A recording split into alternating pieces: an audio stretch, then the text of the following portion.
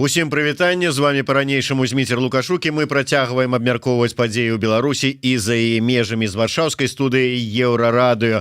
І з намі у варшаўскай студыі мой сённяшні госць, наступны суразмоўца, акадэмічны дырэктар Беларускага інстытута стратэгічных даследаванняў, ці, як правільна кажуць, інстытута стратэгічных даследаванняў здаровага чалавека, Пётр Рудкоўскі. Ну, бо ёсць яшчэ адзін там, типа там, біс ці там бісі, які блытаюць, но тым не менш. Пётр Рудкоўскі у нас у гасцях. Добрый дзень, Пётр. Добрый дзень, там здоровага, гэта ўжо ваш дадатак, это не мой. Ну, безумоўна, это я ад сябе дадаў. Пётр, давайте на актуальныя падзеі, тым больш, што, ну, как бы, падзеі развіваюцца вельмі хутка і адпаведна нам трэба хутка рэагаваць, але крыху можа быць у гісторыю ўжо фактычна. Гэта ва ўчорашні дзень.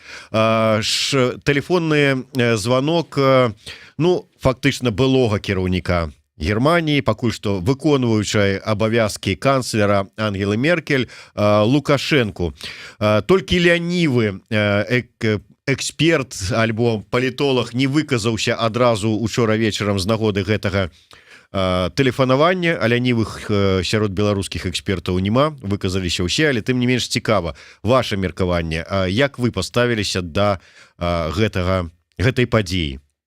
Ну, тут бачны паралелізм з той сітуацыі, калі спадарня Меркель у жніўні спрабавала датэлефанавацца да Лукашэнкі, гэта не атрымалася, у сэнсе ён не прымаў трубку.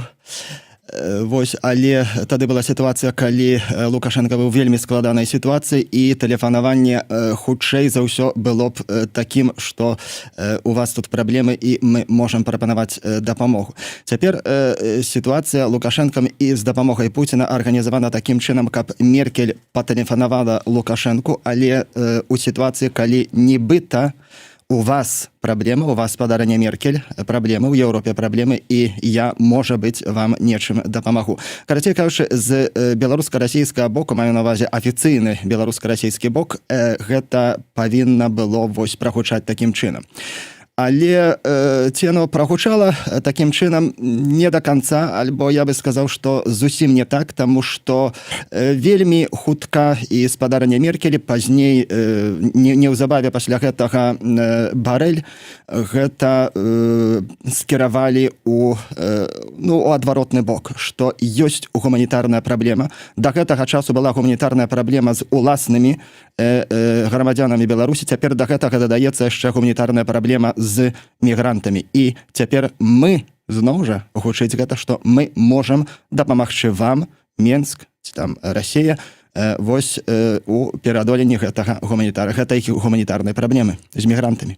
Давайте яшчэ пра, так бы мовіць, магчымыя наступствы гэтай размовы крыху пазней закранем, але калі падысці да сённяшняй сітуацыі, вось тое, што адбываецца зараз на памежным пераходзе на мяжы Беларусі і Літвы, гэтая эскалацыя, гэтыя атакі на польскіх памежнікаў і сілавікоў, гэтых так званых мігрантаў ці турыстаў, якімі іх там называе ўсё беларускі бок, гэта вынік гэтай размовы, ці там, скажем, таго, чым скончылася гэтая размова Меркель і Лукашэнкі? Ну, гэты працэс, ён паралельна ідзе. Канешне, нельга выключаць, што, значыць, тут рэжысура беларускага боку часам можа ўзмацняцца, часам паслабляцца. Вось, але, ну, гэта ўжо працэс, который некалькі месяцаў ідзе, ён будзе ісці, карацей кажучы, ну, тут проста паралельны працэс. Гэтая эскалацыя, яна падбылася там сёння, незалежна ад таго, адбыўся б учора званок ці не, ці ўсё ж таки гэта рэакцыя на званокі, ах, вы вот так вот нам пытанне ставіце, то наце вам. Ну, я бы тут не звязваў бы ўжо непасрэдна з гэтым званком. Можа быць так, не выключаю, ну, але тут не думаю, што гэта так ужо істотна. Ну, чаму ж істотна? Таму што калі гэта так бы мовіць, рэакцыя на званок, то гэта значыцца, што Мінск абраў шлях на узмацнення канфлікта, на ўзмацнення ціска на захад. Можа быць, гэтае тэлефанаванне, як учора адрэагавалі на ўсё гэта беларускія прапагандысты. Вау, мы такі нагнулі гэтую Еўропу, паказалі, у каго тут стальныя яйцы. і вот зараз мы вам покажем яшчэ больш. Ну так, ну я не выключаю гэта, але ва ўсякім разе як бы гэта рыторыка яна незалежна ад тэлефанавання была і тут просто з гэтай нагоды ну вось з'явілася вельмі добрая нагода ў прапагандыстаў заявіць, што вось нібыта Менск пачынае выйгрываць альбо ўжо вельмі шмат выйграў у Еўропы. Ну гэта ўжо было прадказальна і зразумела, і тут нічога не выпадае іншае спадзявацца. Але які сэнс ва ўсім гэтым, калі ўжо стала відавочна, што ну не будем говорить за ўвесь Еўросаюз, но прынамсі Польшча не прагнецца, што не прапусціць яна гэтых людзей, не гледзячы ні на які там ціск, там слёзы прапагандыстаў, што вот тут же ж вот дзеці мёрзнуць, пакутаюць і гэтак далей. Ну бачыце, я бы тут яшчэ не ставіў бы кропку і не ведаю на што магчыма трэба будзе або не трэба будзе пайсці польскаму, літоўскаму ці еўразвязаўскаму боку. Хутчэй за ўсё не ўдасца Лукашэнку схіліць да саступак, тых саступак, которые ён хоча.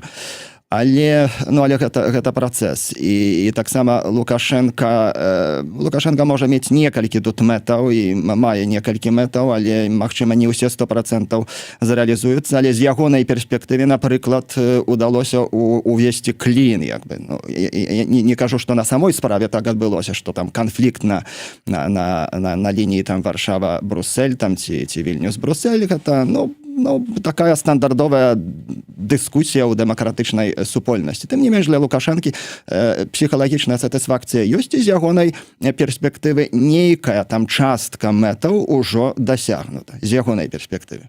Якія могуць быць мэты дасягнутыя? Падзел, гэта вось паглядзець, як яны тут сварацца. Здаецца ж наадварот, можа быць, калі на першым этапе яшчэ там былі нейкія, можа быць, падзел, што вот так нам паступаць ці так паступаць, то з цягам часу, бліжэй вось да учорашняга нават дня, не кажу пра сённяшнюю, Еўропа, ну, как бы так, заняла агульную пазіцыю па гэтым пытанні. Вось гэта добра заўважана, як бы, ну, да гэтага часу, асабліва вось назіраючы дыскусіі ў польскім сейме, Лукашенко, ягоныя прапагандысты, яго акружэнне маглі мець такую рэальную сатысфакцыю, бо сапраўды там вельмі востра, значыць, ну, нават не толькі дыскутавалі, нават сварыліся.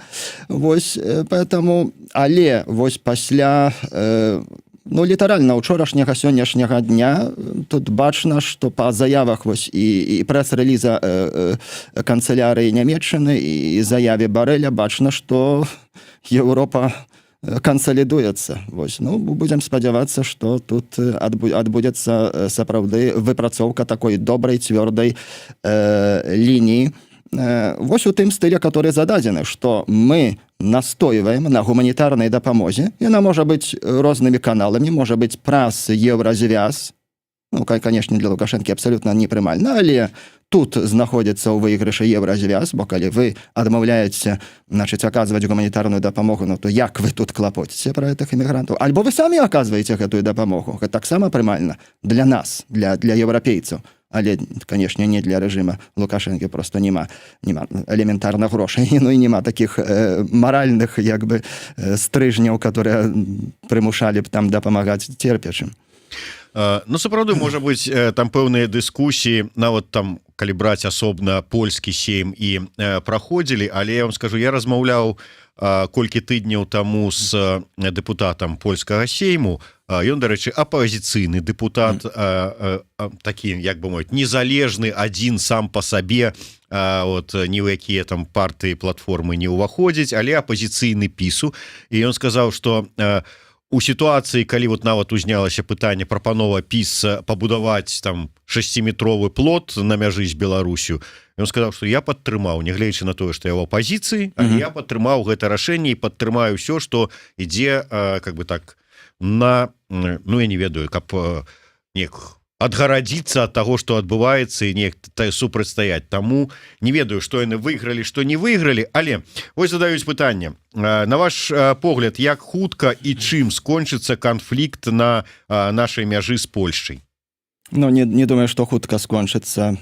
Я баюся, што ён зацягнецца на месяцы, спадзяемся, што не на гады. Вось. І што вот так месяцы ці гады гэтыя вось адны і тыя ж турысты будуць там мяжу турбаваць? Ну не адны і тыя ж, ну там Іх будуць значыць, змяняць перыядычна? Ну тут трэба усведамляць, што на Блізкім Усходзе, у Азіі, Афрыцы, ну сапраўды неспакойна у шмат якіх месцах. Ну то той самы Ірак. Вось, ну, сітуацыя складана. Значыць, што тычыцца саміх мігрантаў, ну, я такі па-чалавечы і па-грамадзянскому са спачуваннем, з вялікім спачуваннем да іх стаўлюся тут. Канешне, там ёсць розныя людзі, сярод гэтых там некалькіх тысячаў, ну, могуць быць розныя людзі, але значная частка з іх, ну, сапраўды і на радзіме у вельмі складанай сітуацыі апынуліся. Зрэшты, што вельмі добра бачна з інтэрв'ю з журналістам з Курдыстана, которая зрабіла Тутба і Зеркала. Вось. Но поэтому тых, которые будуць жадаць тым ці іншым спосабам уцячы ад там небяспекі ў сваіх краінах, ну будзе. Вось толькі іншая справа, што яны інструментальна выкарыстоўваюцца пэўным рэжымам.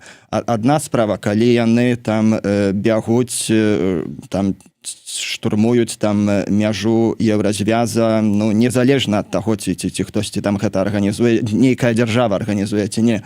Вось, а іншая справа, калі гэта выкарыстоўваецца, ну выкарыстоўваецца ужываючы дзяржаўны інструментарый. Гэта, канешне, найвышэйшы пілатаж. Слухайте, ну ўсё ж таки ўсе не глупыя людзі, усе карыстаюцца там тэлефонамі, ведаюць інфармацыю, троху пагугліць і ўсё дастаткова. Адна справа, калі ты нелегальна перасекаеш мяжу там на плату на нейкім, там дабіраешся да Грэцыі там ці яшчэ куды, ну трапіў ты нелегальна, твоё пытанне разглядаецца. Гэта адна сітуацыя, і то не факт, дадуць табе магчымасць застацца ці не дадуць. А тут ты прорываешься силой, ламаючы агароджу, кідаючы камяні у службовых асоб, і ты што, спадзяешся, што ты туды прорвешься, і потым табе там будзе шчасце, табе дадуць від на жыхарства? Ну, я не ведаю, ці тут варта абмяркоўваць менавіта этычныя аспекты паводзінаў мігрантаў. Канешне, тут ну, ёсць свае нюансы. Нельга сказаць, што там усе яны там робяць слушна, альбо там усе няслушна робяць.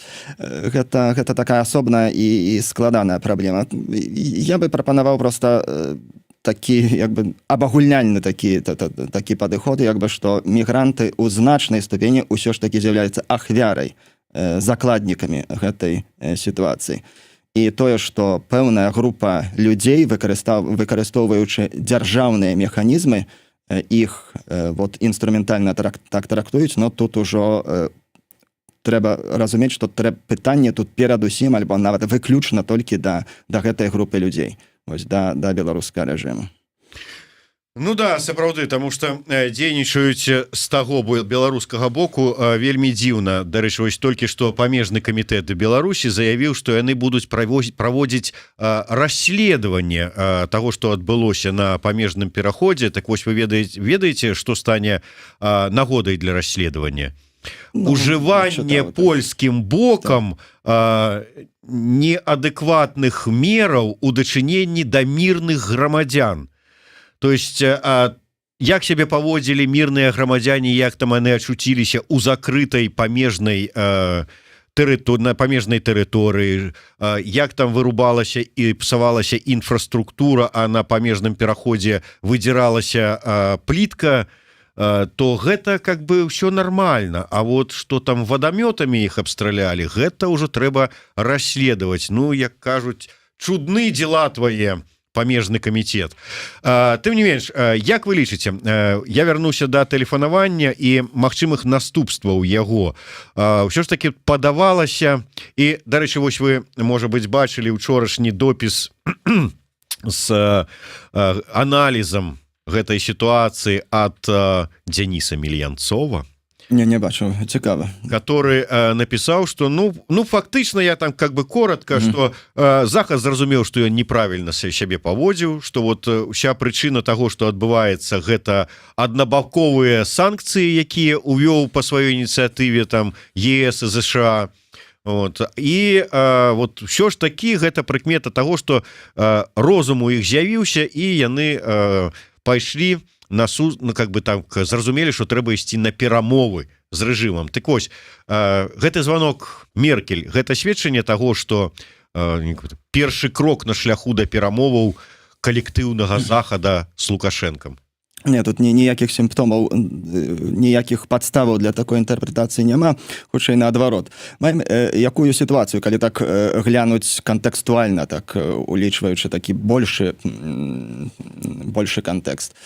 З перспектывы беларускага рэжыму, значыць, ёсць жудасныя, значыць, маштабныя рэпрэсіі, ёсць вострая крытыка з боку Еўразвяза, з боку США, заходняга свету. Значыць, Лукашенко спрабуе стварыць паралельную люстраную рэальнасць. Гэта значыць, калі мігранты там атакуюць вось межы і сутыкаюцца вось сілавым супрацьстаяннем. Вот, і цяпер, дзякуючы Пуціну, арганізаваны гэты званок, который павінен быў, як я ўжо сказаў, павінен быў быць скіраваны на тое, што цяпер Меркель, у яе твары таксама, у яе асобе таксама і ўся Еўропа звяртаецца да Лукашэнкі, дапамажыце ў гэтым. А тым не менш, Меркель, пазней Барэль адварочваюць гэтую інтэнцыю Лукашэнкі, што яны звяртаюць гэта ў наступным рэчышчы, што ёсць гуманітарная праблема, апрача тым, што з грамадзянамі Беларусі дзеялася таксама з мігрантамі, і цяпер патрэбна гуманітарная акцыя. Яны скіроўваюць гэта ў рэчышча гуманітарнай дапамогі. Вось, карацей кажучы, 2 разы адвернута сітуацыя, значыць, не на Лукашэнкавы бок. За заявы пра тое, што будзе уведзены 5-ы пакет санкцыяў, і хіба сёння міністр замежных спраў Латвіі заявіў, што размовы ўжо ідуць і пра 6-ы пакет санкцыяў, сведчаць пра тое, што тут нейкая інтэрпрэтацыя тыпу, што там Еўразвяз адумаўся, што там кепска там дзейнічаў, што не трэба было там асуджаць рэпрэсіі, не трэба было там прадпрымаць крокі ў тыпу санкцыяў і гэтак далей. Ну не, пра гэта нішто не сведчыць. Нельга выключаць, што на нейкія кампрамісы можа калі-небудзь трэба будзе ісці, ну але гэта таксама тут будзе спачатку, думаю, моцна празандзіравана сітуацыя, наколькі гэтыя кампрамісы стануць эфектыўнымі, наколькі сустрэчныя крокі з боку рэжыму Лукашэнкі будуць рэальнымі. Вось. Але пакуль што бліжэйшым часам то гэта не прадбачыцца. Дарэчы, сапраўды, хоць анансаваў гэты тэлефонны звонок Пуцін колькі дзён таму, але Меркель чамусьці цягнула, дачакалася панядзелка, дачакалася, пакуль збяруцца міністры і абмяркуюць 5-ы пакет санкцый, і толькі пасля сустрэчы міністраў патэлефанавала Лукашэнку адмыслова цягнула, адмыслова вось как бы паказаць, што вот ёсць санкцыі. Ну, а зараз давай пра гуманітарную праблему пагаворым. Ну, тут так ужо глыбока там у інтэнцыі, планы там Меркель ці кагокольвячы, я так не асабліва спецыялісту у гэтым, вось, што яна там вот так і абдумвала, так гэта калькулявала і гэтак далей. Ну, зразумела, што для яе важна было перад тым, як рабіць такі крок, ну, такі, который мае свае нюансы крок, у гэтым кантэксце, канешне, грунтоўна абдумаць. Магчыма, патрэбны былі кансультацыі, магчыма, так як кажаце, што трэба было дачакацца вось такой кансэнсуснай рэакцыі заключэння прадстаўнікоў радаў міністраў Еўразвяза. Яшчэ адзін момант. Вы не адзін раз сказалі пра тое, што, ну, как бы, хоць гэтую всю мігранцкую спецаперацыю, ну, нібыта праводзіць беларускі рэжым, але маячаць вушы Крымля за ўсёй гэтай сітуацыяй. Па выніках, што мы будзем мець? Ці не яшчэ большы расійскі кут заганяе сябе Лукашенко і Беларусь такімі вось дзеяннямі? Ну, зразумела, што тут поле манёўру для Лукашэнкі няўмольна звужаецца, але тут, відаць, ужо і няма у яго такого асаблівага спадзявання на тое, што ён выйдзе з гэтага кута. Вот, застаецца, ну, паказаць проста сябе вельмі такім рашучым хотя бы у вачах там сваіх лаяльных ці нелаяльных там сілавікоў паўстаць як такі вельмі моцны чалавек, который там не дазволіць вось просто там просто вось узяць і санкцыі адны за другімі ўводзіць. Вось. Ну так, а тое, што міграцыйны крызіс з дапушчэннем, можна тут спекуляваць там, наколькі глыбока, наколькі сур'ёзная роля Крамля, але як мінімум тут такое адабрэнне з боку Крамля ёсць. Вось, тут, канешне, гэта тут стаўка, канешне, робіцца на тое, каб Лукашэнку і Беларусь болей узалежніць. Выказваюць меркаванне нашыя гледачы, што Меркель перад сваім сыходам хоча прадаць Пуціну Беларусь. Спрэчнае даволі пытанне, хоць нібыта пэўны час і былі такія, нібыта сяброўскія адносіны там паміж Меркель і Пуціным, але што яна хоча прадаць Беларусь, хаця з другого боку, колькі ўжо кажуць пра тое, што Захад спрабуе неяк так Маскве давесці, што давайте мы не маем тут уплыву на гэтага Лукашэнку, давайте вы нейкім паплываеце, то есть аддаць вырашэнне беларускага крызіса на откуп Маскве. Значит, прадаць, напэўна, гэта не тое слова, но іншая справа, што Меркель, так як і любы рэалістычна мыслячы там эксперт ці палітык, разумее, што вагары ўплыву, асноўныя вагары ўплыву у Крамля, не ў Брюсселя. Як бы там падабалася ці не падабалася б нам, пагэтаму гэты вакольны шлях уплыву на сітуацыю ў Беларусі, на рэжым Лукашэнкі праз Крэмль, ён мала рэалістычны ў цяперашняй сітуацыі, але ва ўсякім разе гэта такі асноўны спосаб, который мог бы так рэальна паўплываць на рэжым. Давайте да санкцый. Гэты 5-й пакет і можа быць 6-й, пра яго я прынамсі яшчэ пакуль што нічога не ведаю, не чуў, можа быць там да вас якая інсайдерская інфармацыя даходзіла, але нам не адзін раз сцвярджалі і прапагандысты, і нават міністры. Галоўченка казаў, што санкцыі не працуюць, а увогуле некаторыя там той же самы Гайдукевіч дайшоў до таго, што нас яны нават робяць мацней і нават узмацняюць беларускую эканоміку. Так не працуючыя санкцыі, 5-й пакет, ён яшчэ больш не працаваць будзе. 5-й пакет з таго там без інсайдерскай інфармацыі, там з таго, што прасочвалася ў СМІ, то там выглядае на тое, што проста супраць тых асобаў, которые будуць распазнаныя як заангажаваныя ў гэты міграцыйны крызіс з беларускага боку, а таксама авіякампаніі, которые займаюцца, маючы свядомасць, што гэтыя асобы трапляюць на мяжу.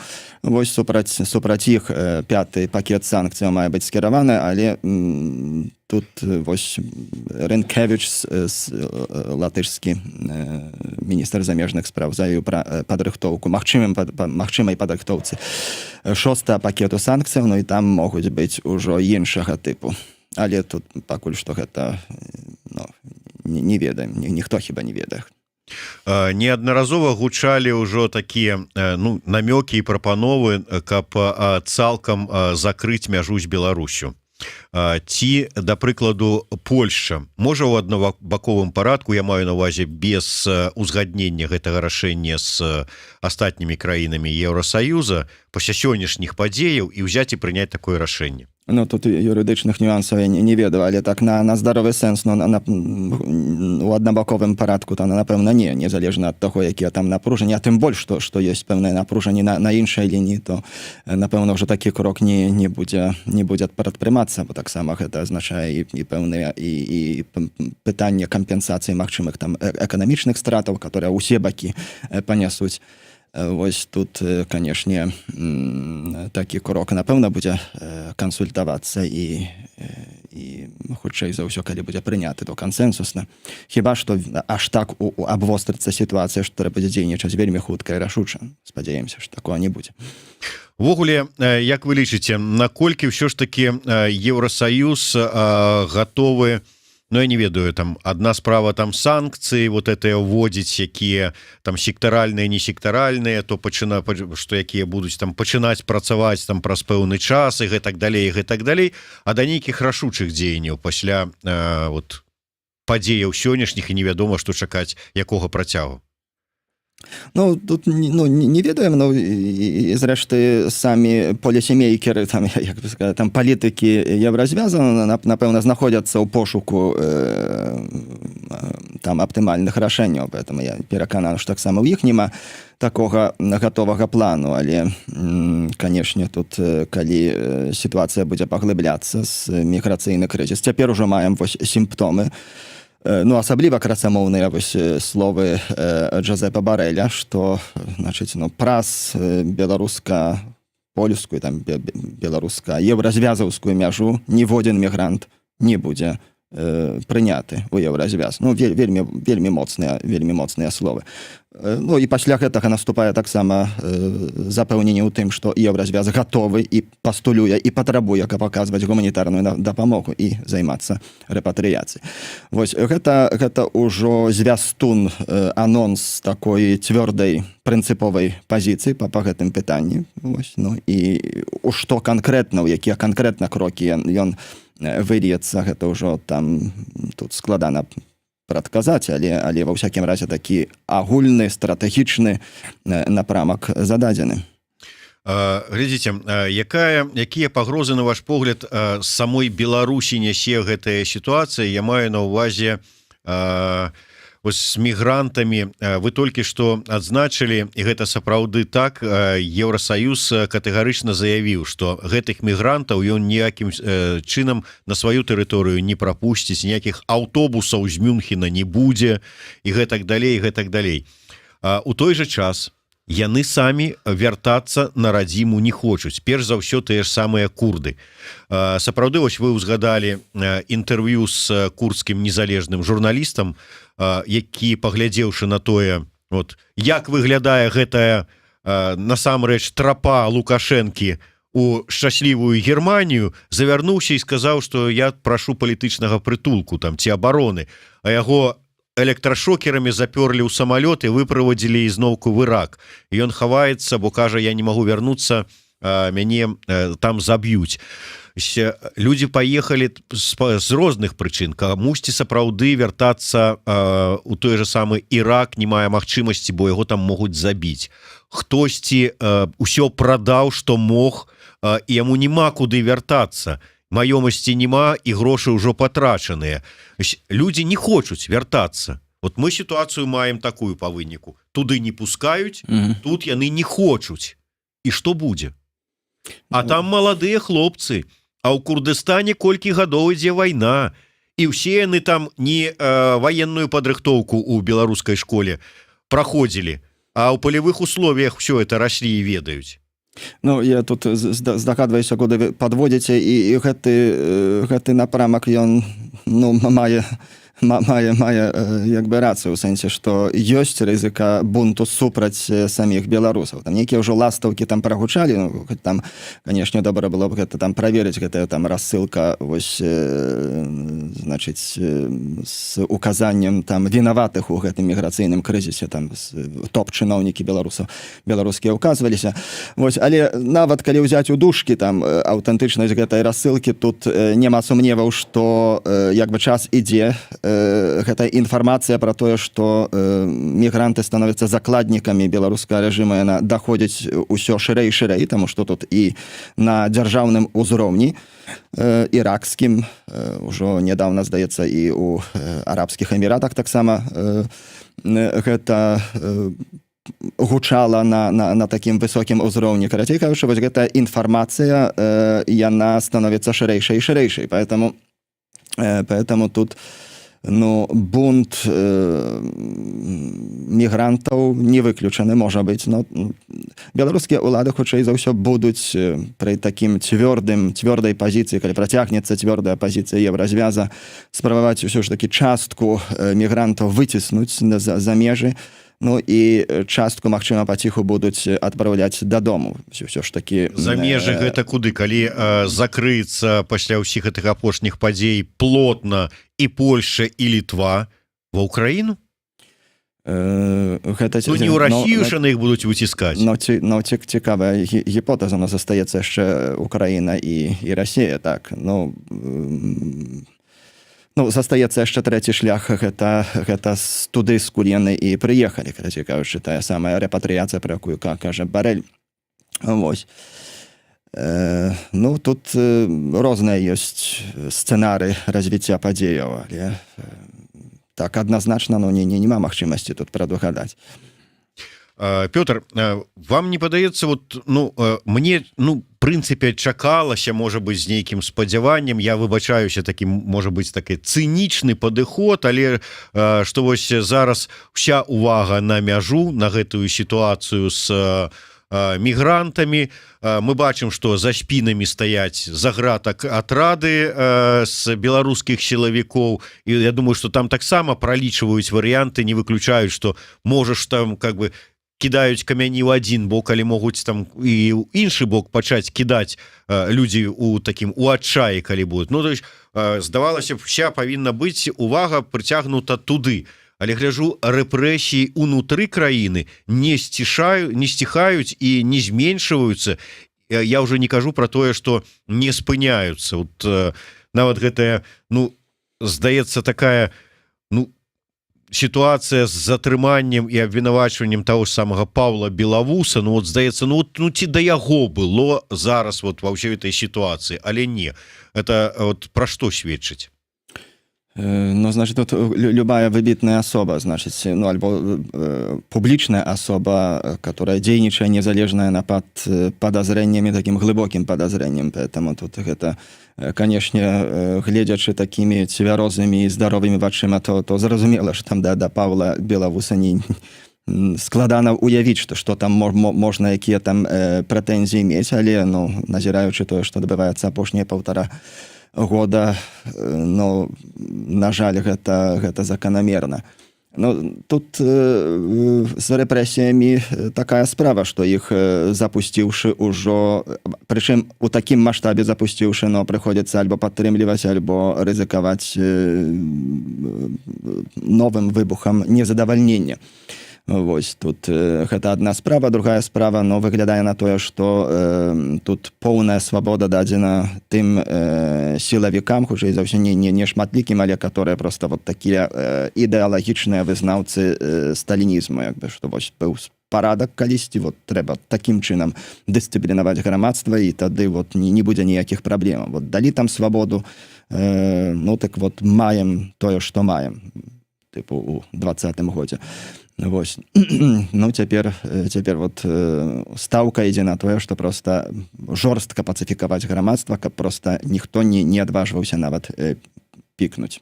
Пётр, як вы думаеце, вось зараз ідуць стрымы просто вот з мяжы, дарэчы, што забаронена паводле новага заканадаўства стрыміць з акцыяў такіх вот АБТ, і там вот нью журналіст Воскресенскі, аказаўся он яшчэ і журналіст, вядзе просто стрымы, і нам расказваюць пра гэтых фашыстоўцаў, польскіх памежнікаў, якія беднаму нешчаснаму аператару ОНТ слезацечным газам залілі вочы, і ён там пакутвае, медыцынскую дапамогу атрымлівае. І вось усё гэта глядзяць беларусы, якія бачылі жнівеньскія падзеі 20-го года, і потым восеньскія падзеі, якія бачылі, як беларускія сілавікі прастрэлілі ногу фотакарэспандэнцкі нашай Нівы, і как бы нічога нікому і медыцынскай дапамогі асоба там імгненна ніхто не аказваў, якія ведаюць, што журналісты Белсата сядзяць у турме за тое, што выконвалі свае прафесійныя абавязкі. Ну і ввогуле бачылі і іх знаёмых, як збіваюць. І от яны ўразяцца ад этой картинки, якую яны бачуць зараз з памежнага перахода? Ну зноў жа там увайсці ў ментальнасць там паасобных людзей няма магчымасці, але тут зразумела тое, што рэжым імкнецца стварыць люстраную рэальнасць. Вось паводле наратыву рэжыма, вось тое, што адбывалася ў 20-м годзе, гэта вось было рэжысаравана там заходнімі лялькаводамі, і гэта было вот штучна справакавана ў Беларусі, і прыходзілася дзейнічаць беларускім уладам часам жорстка, вось паводле іхнага наратыву. А цяпер вот сітуацыя, калі мігранцкі крызіс, так, ён таксама справакаваны як бы намі, толькі, праўда, мы па-іншаму гэта гаворым, таксама як яны нібыта гаварылі па-іншаму, што это ўсё спантанна адбываецца. Таксама прыходзіцца ім жорстка дзейнічаць, таксама і церпяць ад гэтага тыя самыя мігранты і нават журналісты. Вось паглядзіце, сітуацыя 0-0, як бы тут збунтаваліся пад уплывам нібыта захаду, і мы жорстка дзейнічалі. Тут цяпер крызіс, і яны дзейнічаюць жорстка. Вось такі месседж, такая інфармацыйная палітыка гэтай аўтакратыі, па сутнасці любой аўтакратыі, што, праўда, не кожная аўтакратыя ідзе аж да такой ступені інсцэнізацыі сітуацыі. Вось у выпадку беларускім вось ажно на такія ахвяры пайшлі, каб інсцэнізаваць альтэрнатыўную рэальнасць. Ну і ў працяг альтэрнатыўнай рэальнасці, можа быць, на заканчэнне коротка канспіралагічнае пытанне, а ці не вот будзе гэта падставай для того, каб сказаць: слухайте, вот такая ж сітуацыя, вы ж бачыце, што робіцца, які рэферэндум, якія змены ў Канстытуцыі, не да таго. Рэферэндум хутчэй за ўсё будзе, тым больш, што ён не нясе асаблівай пагрозы для рэжыма. Вось, поэтому, конечно, для таго, каб дысцыплінаваць грамадства, каб адцягнуць увагу ад унутраных рэпрэсіяў, гэта так, тут такі матыў ёсць, прысутнічаем вельмі моцны. Каб адпомсціць там заходнікам, таксама прысутнічаем, але каб там менавіта ўжо ад рэферэндума адмовіцца, то не. Дякую вялікім. Ну што ж, будзем сачыць за развіццём сітуацыі. Ось я гляджу інфармацыю, і пішуць, што вот, відаць, у Брузгах гэтая атака правалілася, тым не менш пішуць, што авангард мігрантаў пачаў з'яўляцца ў Береставіцы. Відаць, будуць спрабаваць на зуб моц польскай абароны мяжы ці ў адным, ці ў іншым месцы. У мяне такое ўражанне, што польскі бок добра падрыхтаваўся і разумее, што з кім мае справу. Дзякуй вялікі, тым не менш спадзяюся, што ўсё гэтая сітуацыя разруліцца да нейкага станоўчага выніку, і для гэтых людзей, якія захрачлі на мяжы, як бы мы да іх не ставіліся, і як бы іх там не вінавацілі і не казалі, што самі вінаватыя, што потрапілі вось у такую пастку, але жыцці людзей трэба ўсё ж таки ратаваць. Дзякуй вялікі. Пётр Рудкоўскі, Зміцер Лукашук, Еўрарадыё. Слухайце і глядзіце нас.